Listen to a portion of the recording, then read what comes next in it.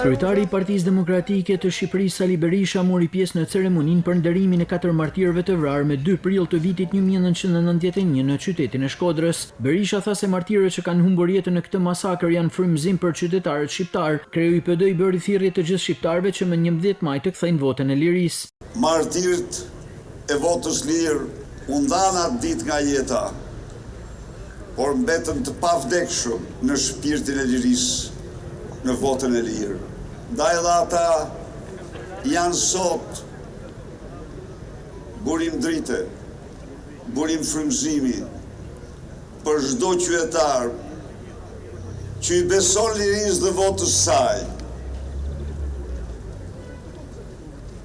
Martirët e 2 prillit janë frymëzim i madh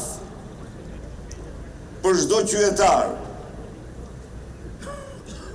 sakrifikoi për lirinë dhe votën e saj. Në këtë ceremoni përshëndeti edhe kryetaria e Partisë Demokratike Dega Shkodër, Eliona Shkreli.